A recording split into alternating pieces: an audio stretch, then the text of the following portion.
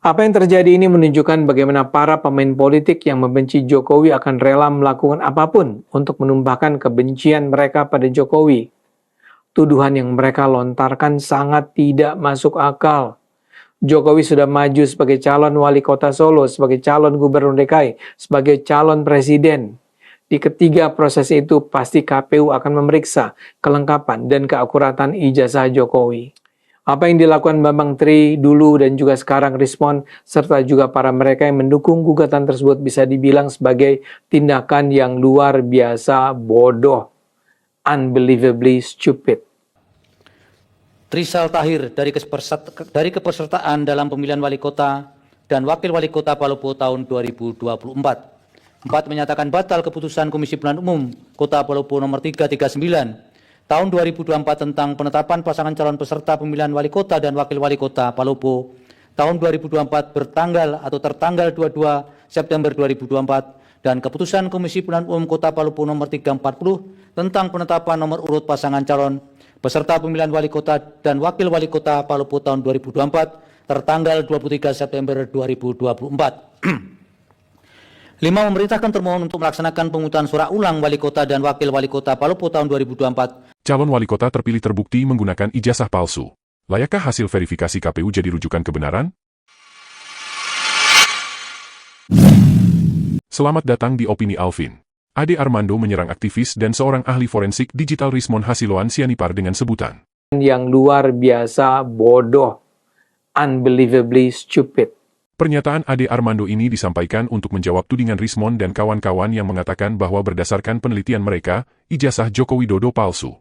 Kader PSI ini kemudian membuat pembelaan dengan mengatakan bahwa Joko Widodo yang pernah jadi wali kota Solo, pernah jadi gubernur Jakarta dan 2 kali terpilih sebagai presiden mustahil menggunakan ijazah palsu karena telah menjalani berbagai tingkatan pemilihan dan ijazahnya sudah diverifikasi oleh KPU dalam setiap jenjang pemilihan yang diikuti Jokowi. Di sini, Ade Armando seolah berkata bahwa KPU tidak mungkin melakukan kesalahan. Lalu dengan dalih ini, Ade Armando melontarkan kata-kata yang tidak pantas dengan menuding Rismon dan para pendukung tesis kepalsuan ijazah Jokowi sebagai orang yang luar biasa bodoh. Di sini, admin bukan dalam posisi percaya atau tidak percaya pada keaslian ijazah Jokowi. Admin hanya ingin mengkritisi penggunaan logika seorang Ade Armando yang di dalam setiap pembukaan videonya selalu menggunakan tagline logika akal sehat. Dan jika orang awam yang kemudian menjadikan tagline sebagai dasar untuk mengikuti pendapat seseorang, maka akan banyak anak bangsa yang akan disesatkan. Itulah sebabnya, dibutuhkan pendapat berbeda untuk menjadi rujukan bagi publik, khususnya generasi muda untuk menilai apakah kebenaran yang diklaim seseorang punya landasan berpikir yang logis atau hanya sekedar retorika untuk pembenaran. Sebagai petugas partai, Ade Armando tentu punya hak untuk membela Joko Widodo. Sebagai ayah dari Ketua Umum PSI, tentu semua kader PSI punya kewajiban membela keluarga sang Ketua Umum. Dan itu lumrah dilakukan oleh semua petugas partai, termasuk Ade Armando. Namun jika dalam pembelaannya sudah menggunakan kata-kata yang berlebihan yang sudah mengarah ke tindakan pembunuhan karakter dan kepribadian seseorang tentu membuat kita bertanya-tanya. Seserius apa masalahnya sehingga membuat kader PSI ini harus melontarkan hujat dan caci maki? Apakah benar Rismon dan kawan-kawan yang mengklaim bahwa ijazah Jokowi palsu, hanya didasarkan pada asumsi, membangun narasi kosong tanpa penelitian dan tanpa disertai upaya membandingkan baik secara hukum maupun ilmiah sehingga pantas dikenakan kata-kata sebagai orang-orang bodoh? Sebaliknya, Ade Armando yang seolah memposisikan dirinya sebagai orang yang lebih pintar dari Rismon dan kawan-kawan, apakah juga pernah melakukan penelitian secara ilmiah untuk membuktikan bahwa tudingan Rismon dan kawan-kawan adalah tudingan tidak mendasar? Mari kita kupas berdasarkan bukti rekam jejak digital. Jokowi sudah maju sebagai calon wali kota Solo, sebagai calon gubernur DKI, sebagai calon presiden. Di ketiga proses itu pasti KPU akan memeriksa kelengkapan dan keakuratan ijazah Jokowi. Di pembukaan video ini, admin sudah menampilkan salah satu video pembacaan keputusan Mahkamah Konstitusi untuk gugatan yang diajukan oleh calon wali kota yang kalah dalam pemilihan wali kota Palopo, Provinsi Sulawesi Selatan tahun 2024.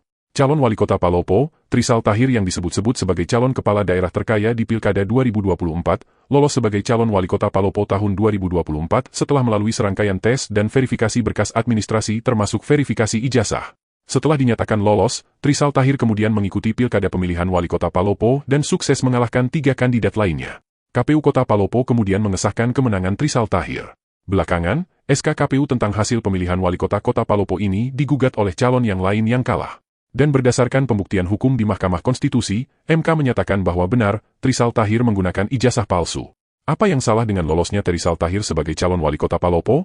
Usut punya usut, ternyata pada saat mendaftar, Trisal Tahir sudah dilaporkan ke pihak kepolisian atas dugaan penggunaan ijazah palsu. Polisi kemudian menetapkan Trisal Tahir sebagai tersangka, dan bahkan 3 orang komisioner KPU Kota Palopo yang meloloskan Trisal Tahir juga ikut menjadi tersangka. Trisal Tahir pun ditetapkan tidak memenuhi syarat untuk mengikuti pemilihan wali kota. Namun tidak lama berselang, tiba-tiba KPU Kota Palopo kembali mengumumkan bahwa status Trisal Tahir sudah memenuhi syarat. Dan ketika dikonfirmasi wartawan, Komisioner KPU Kota Palopo menyebutkan bahwa setelah diadakan mediasi, mereka sepakat untuk meloloskan Trisal Tahir. Dari sini kita bisa simpulkan bahwa lolosnya Trisal Tahir bukan karena dia berhasil mengelabui KPU pada saat verifikasi ijazah. Trisal Tahir menggunakan ijazah palsu sudah atas sepengetahuan KPU. Dengan kata lain, KPU meloloskan calon wali kota walau mereka sudah tahu ijazahnya palsu.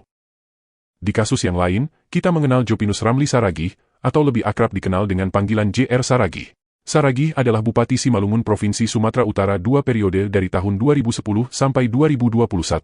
Tahun 2018, JR Saragih mendaftarkan diri sebagai calon gubernur Sumatera Utara. Namun KPU Provinsi Sumatera Utara menemukan bukti bahwa legalisir ijazah JR Saragih dinyatakan palsu. JR Saragih pun gagal maju sebagai calon gubernur. Kasus ini menimbulkan pertanyaan besar di kalangan publik. Jika ternyata ijazahnya palsu, lalu kenapa KPU bisa loloskan JR Saragih selama 2 periode jadi Bupati Simalungun? Di Sragen, Jawa Tengah, kita mengenal mantan Bupati 2 periode, Untung Wiono yang kemudian dibui dengan vonis 11 bulan atas kasus penggunaan ijazah palsu. Kasus penggunaan ijazah palsu ini disidangkan di Pengadilan Negeri Semarang pada tanggal 30 Juli 2012, setelah Untung Wiono selesai menjalani 2 periode menjabat sebagai Bupati dari tahun 2001 sampai 2011. Masih banyak calon kepala daerah baik yang sudah menjabat maupun yang belum menjabat namun sudah melalui tahapan pemilihan yang menggunakan ijazah palsu yang diloloskan oleh KPU. Ada yang sudah ketahuan namun tetap diloloskan seperti kasus calon wali kota terpilih Kota Palopo, dan ada juga yang lolos karena KPU tidak teliti melakukan verifikasi. Bukan hanya kepala daerah, sejumlah anggota DPR dan DPRD juga diketahui pernah divonis bersalah menggunakan ijazah palsu saat mendaftar sebagai calon anggota DPR. Kasus paling menghebohkan adalah kasus paling menghebohkan terjadi di Probolinggo tahun 2015. Ada 22 anggota DPRD yang dilaporkan ke kepolisian atas dugaan penggunaan ijazah palsu. Dari semua kasus ini terbukti bahwa ada kasus di mana seseorang diloloskan oleh KPU walaupun ijazahnya palsu.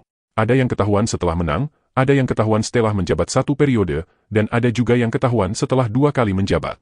Dan kasus ini menjadi sebuah pembuktian bahwa logika Ade Armando yang menganggap bahwa jika seseorang sudah melalui berbagai tahapan pemilihan sudah pasti dokumen administrasinya termasuk ijazahnya sudah terverifikasi adalah logika yang terbukti keliru dan dapat menyesatkan.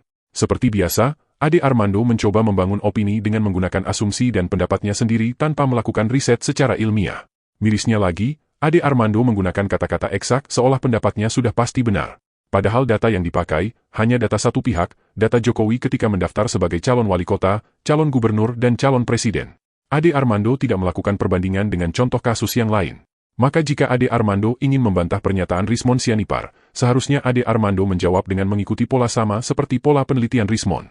Jika Rismon bisa membuktikan bahwa font tulisan yang dipakai di ijazah Jokowi adalah font tulisan yang belum ada pada tahun ketika ijazah Jokowi diterbitkan, Ade Armando semestinya melakukan penelitian membuktikan bahwa klaim Rismon Sianipar salah.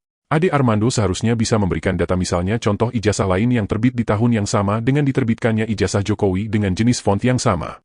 Atau setidaknya, Ade Armando bisa membuktikan bahwa font tulisan yang dimaksudkan oleh Rismon sudah ada pada saat ijazah Jokowi diterbitkan. Terlepas dari apakah ijazah Jokowi benar palsu atau tidak, admin hanya berharap agar baik pembela ijazah palsu maupun pembela ijazah asli Jokowi, agar bisa berdebat dengan cara elegan. Penelitian dibalas dengan penelitian. Bukti ilmiah dibalas dengan bukti ilmiah. Publik akan tercerahkan jika ada bukti-bukti otentik yang dipakai dalam sebuah debat. Rakyat kita sudah cerdas untuk menilai mana hasil sebuah kajian ilmiah dan mana yang hanya hasil olah pikiran sendiri hanya semata-mata untuk pembenaran. Terima kasih sudah menonton, dukung perkembangan channel ini dengan menekan tombol like dan subscribe di bawah video, agar channel ini dapat berkembang. Terima kasih.